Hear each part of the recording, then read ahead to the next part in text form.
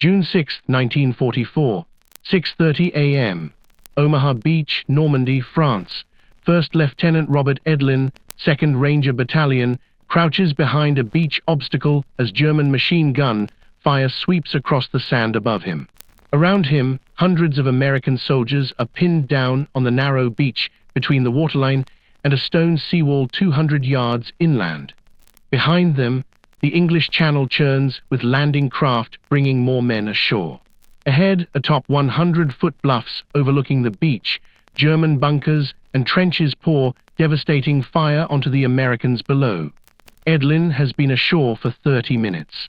His landing craft was hit by artillery before reaching the beach, forcing the Rangers to wade through chest-deep water under fire. Half his men were hit before reaching the sand. Now trapped on the beach with German fire making any movement suicidal, Edlin faces a choice: stay pinned down and die when German artillery finds the range, or advance through the fire toward the bluffs and somehow climb to the German positions. Around him, the beach is chaos. Bodies float in the surf. Wounded men call for medics. Landing craft burn offshore. Tanks that were supposed to provide fire support are either sunk or bogged down at the waterline. Artillery and mortar fire creates geysers of sand and shrapnel. The noise is overwhelming. Explosions, machine gun fire, shouting, the roar of aircraft overhead.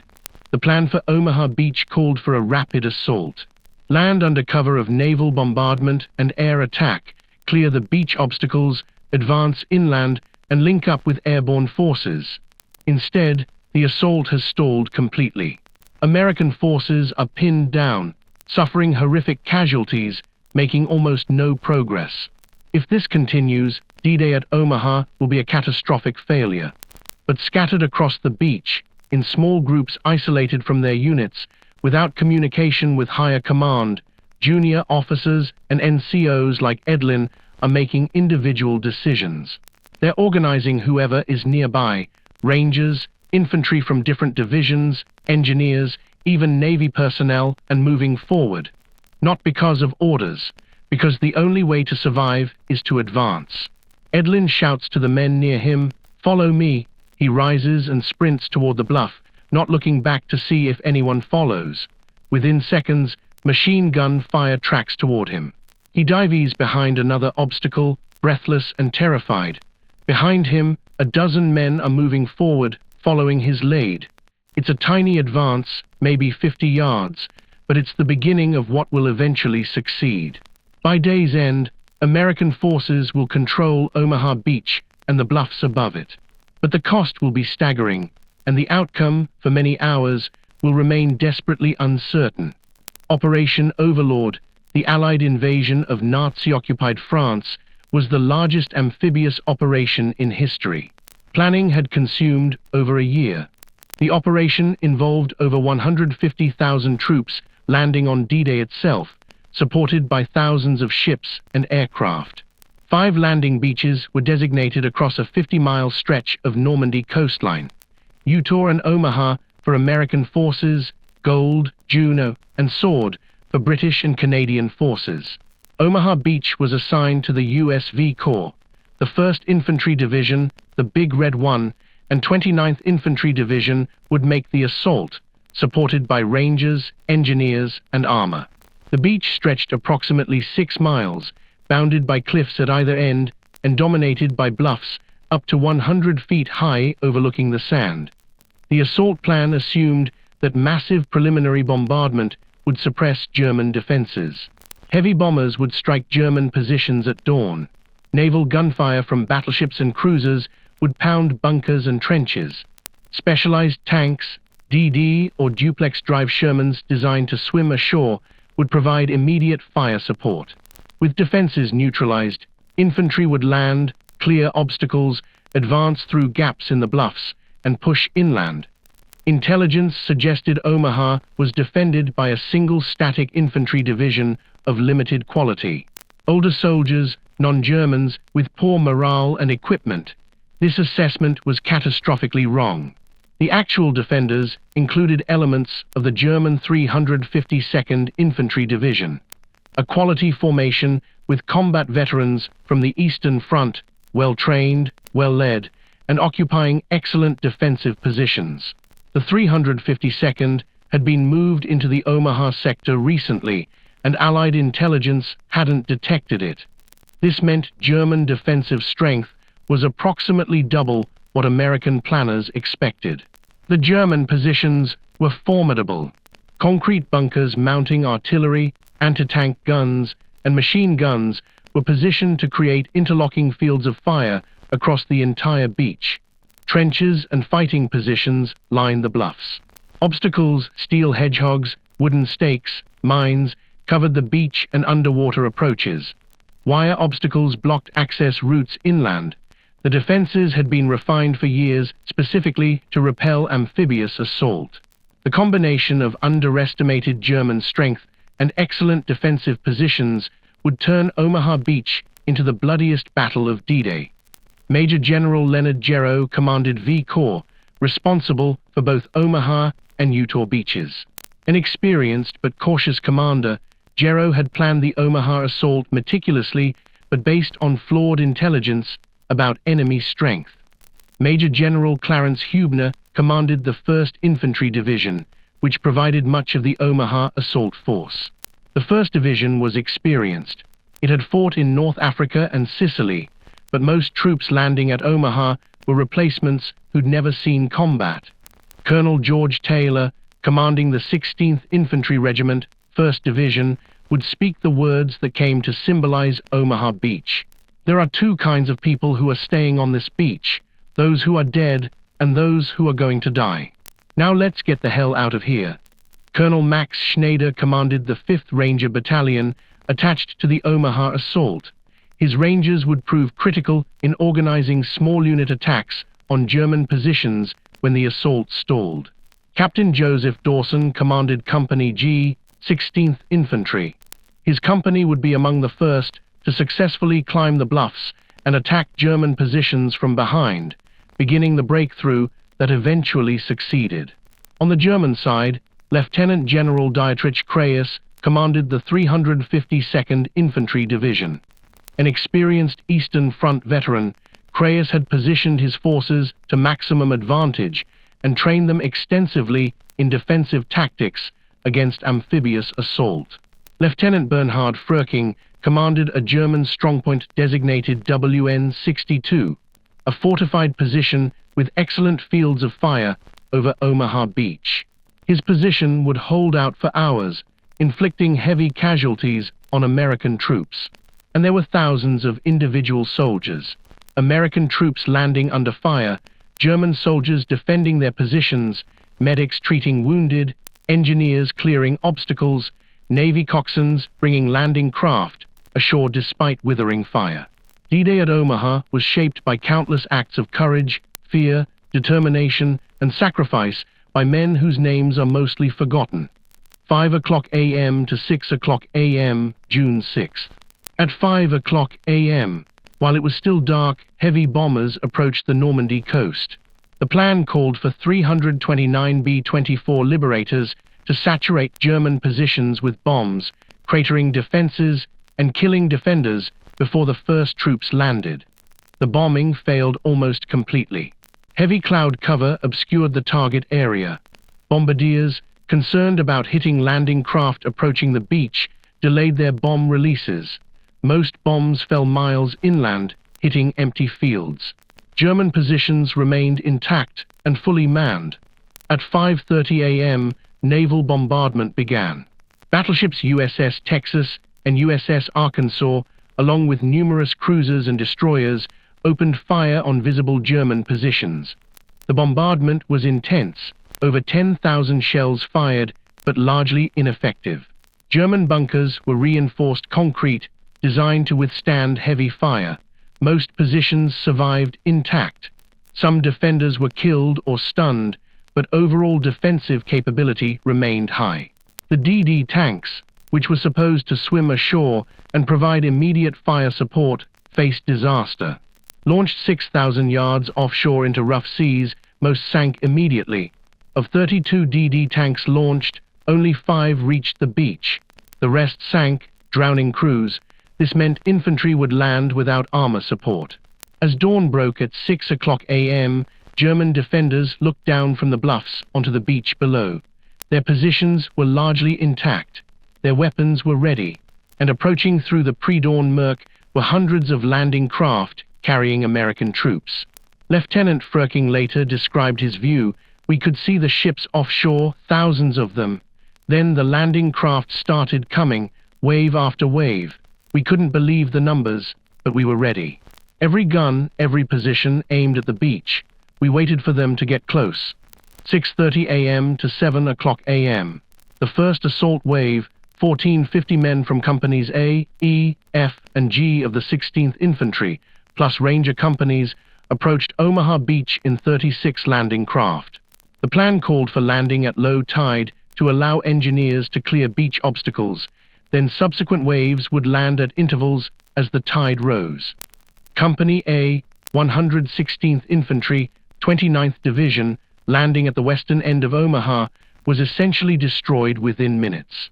Their landing craft grounded on sandbars 100 yards from shore. As ramps dropped, German machine gun fire swept the boats. Men were hit before stepping off. Those who entered the water faced chest-deep surf and strong currents while under continuous fire. Of 200 men in Company A, 90% were casualties within 30 minutes. Most never reached the beach. Other companies suffered similarly. Landing craft were hit by artillery before reaching shore, sinking with all aboard. Men struggling through the surf were cut down by machine gun fire from positions they couldn't see. German bunkers were carefully camouflaged and positioned in defilade, invisible from sea level. Bodies floated in the surf or lay crumpled on the sand. Those who reached the beach found no cover. The narrow strip of sand between waterline and seawall offered minimal protection. German fire swept the entire area continuously. Soldiers instinctively sought cover behind beach obstacles. Steel hedgehogs, wooden stakes, concrete barriers. But these offered little protection from plunging fire from the bluffs. Engineers, whose mission was clearing obstacles to allow subsequent waves to land safely, were targeted specifically. German defenders recognized engineer demolition teams by their equipment and focused fire on them. Many engineers were hit before completing their tasks. Explosive charges were detonated prematurely by stray bullets, killing men nearby. Of 16 engineer teams landing in the first wave, only 6 survived intact enough to function. The wounded presented immediate crisis. Medics were overwhelmed. Casualties lay on the beach, many in the surf where they'd been hit. The tide was rising, which meant wounded men at the waterline would drown if not moved. But moving them meant exposing oneself to fire. Navy corpsmen and Army medics worked frantically despite the danger. Many were hit while treating wounded. By 7 o'clock a.m., the situation was catastrophic. The first wave was shattered. Most company commanders were dead or wounded. Communication with offshore command ships was minimal. Radios damaged by water, operators killed, chaos preventing coherent reporting. Follow-on waves continued landing, adding to the congestion on the beach without reducing German fire. 7 o'clock a.m. to 9 o'clock a.m. Aboard USS Augusta offshore, General Omar Bradley, commanding all American ground forces in the invasion, received fragmentary reports indicating disaster at Omaha. V Corps headquarters, also offshore, knew the assault was failing but lacked clear information about what was happening or why. They considered evacuating Omaha and landing subsequent waves at Utah or the British beaches instead. But on the beach, despite the apparent chaos, progress was beginning. Not through execution of the planned assault, that had failed completely, but through small unit initiative and individual courage. At several points along the beach, junior officers and NCOs began organizing whoever was nearby. These weren't cohesive units with chains of command intact. They were mixed groups, infantry from different companies and divisions, rangers, engineers, Navy personnel, anyone capable of fighting. Leaders emerged not through rank, but through willingness to act. Colonel Taylor's words, "There are 2 kinds of people staying on this beach, those who are dead and those who are going to die," captured the reality.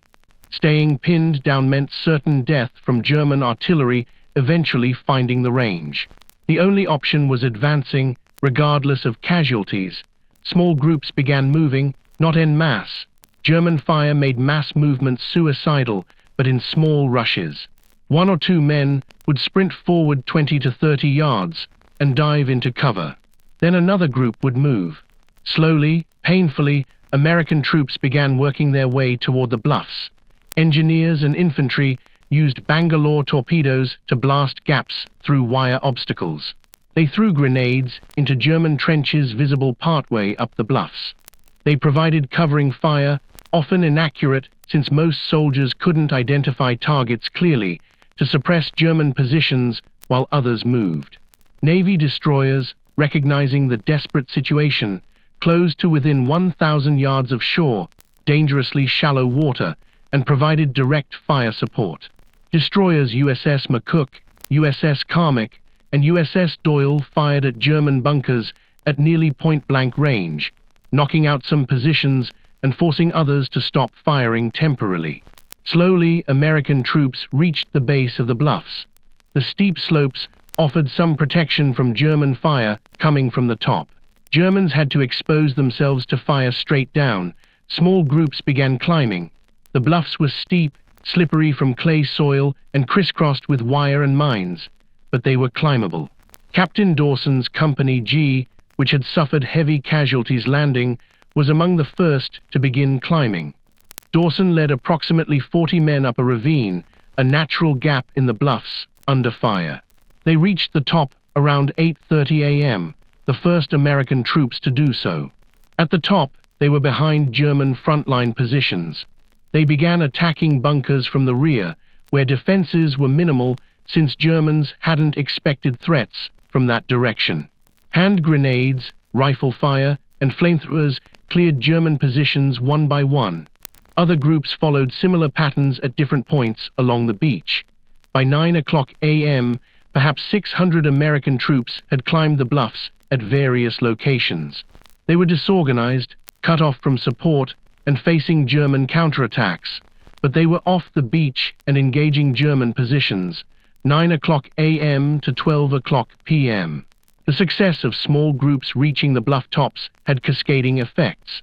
German defenders, now threatened from behind, couldn't maintain focused fire on the beach. Some positions were overrun. Others withdrew to secondary defensive lines. The withering fire that had pinned Americans on the beach reduced in intensity. This allowed more troops to move forward. Follow-on waves, which had continued landing despite the disaster, adding to beach congestion, now had routes inland. Officers began re-establishing unit organization. Communications improved as radios dried out and operators found working equipment. Rangers from the 5th Battalion, led by Colonel Schneider, attacked German positions at Point de la Percée with particular effectiveness. Using ladders and ropes, they scaled near-vertical portions of the bluffs, then assaulted bunkers from flanks. Their training in cliff assault, originally intended for different targets, proved adaptable to Omaha's terrain. Armor finally got ashore in meaningful numbers. Tanks and tank destroyers, having finally navigated beach obstacles, provided heavy firepower. They engaged German bunkers directly, firing at embrasures and blasting through concrete with repeated hits. Infantry working with tanks could suppress German positions while tanks destroyed them. By 11:00 a.m., American forces controlled several gaps through the bluffs. Engineers widened these gaps by clearing mines and obstacles, marking safe routes. Vehicles and heavy equipment began moving inland. Artillery battalions established positions and began providing fire support. But German resistance continued. Secondary defensive lines deeper inland contested every advance. German artillery, positioned miles back and unaffected by naval bombardment, fired on American positions. Snipers inflicted casualties on unwary soldiers. The fighting would continue all day. At noon, V Corps headquarters finally received coherent reports confirming that Omaha Beach was secured enough for continued operations. The beachhead was shallow. in many places less than a mile deep and vulnerable to counterattacks. But American forces were ashore, organized, and expanding the perimeter. 12 o'clock p.m. to midnight. The afternoon and evening of D-Day at Omaha focused on consolidation. Engineers cleared additional beach obstacles as high tide receded. Landing craft brought supplies, vehicles, and reinforcements. Medical teams evacuated wounded, over 2,000 men requiring evacuation by evening. German forces attempted counterattacks but were repulsed. The 352nd Division, though it had defended magnificently, lacked reserves to push Americans back into the sea. German artillery continued firing, but American counter-battery fire and fighter bomber attacks reduced its effectiveness. By midnight June 6th through 7th, approximately 34,000 American troops were ashore at Omaha with supporting vehicles and supplies. The beachhead remained shallow and vulnerable, but it existed. Follow-on divisions would land over subsequent days, expanding the beachhead and pushing inland. Casualties at Omaha Beach on D-Day were approximately 2,400 killed, wounded, or missing, far higher than other beaches. The 1st Division's 16th Infantry Regiment lost over 1,000 men. Some companies were virtually destroyed. Certain units, like Company A, 116th Infantry, suffered over 90% casualties. The high casualties resulted from multiple failures: faulty intelligence, underestimating German strength, ineffective preliminary bombardment, loss of DD tanks, difficult terrain, and excellent German defensive positions. That American forces succeeded despite these failures testifies to the courage and initiative of individual soldiers and junior leaders. German casualties were lower but still significant, perhaps 1,000 killed or wounded defending Omaha. The 352nd Division fought superbly but was ground down by overwhelming firepower and numbers. Many defensive positions were destroyed. Survivors withdrew to positions further inland. Omaha Beach became symbolic of D-Day's cost and courage. While other beaches succeeded more easily, Omaha represented the closest the invasion came to failure. The fact that American forces succeeded despite the disasters demonstrated both the plan's margins and the troops' determination. Tactically, Omaha validated the importance of accurate intelligence and the dangers of underestimating enemy capabilities. It also demonstrated that even near-disastrous situations could be salvaged through small unit leadership and initiative when centralized command failed. Strategically, Omaha's success, however costly, enabled the Normandy invasion to proceed. Had Omaha failed completely, the entire invasion might have been jeopardized. The other beaches alone couldn't have provided sufficient forces to hold against German counterattacks.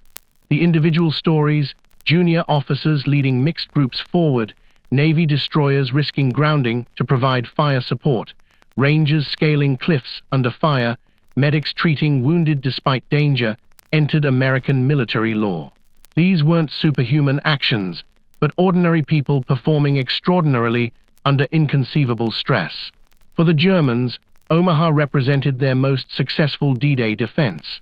The 352nd Division proved that well-positioned, determined defenders could inflict terrible casualties on amphibious assaults.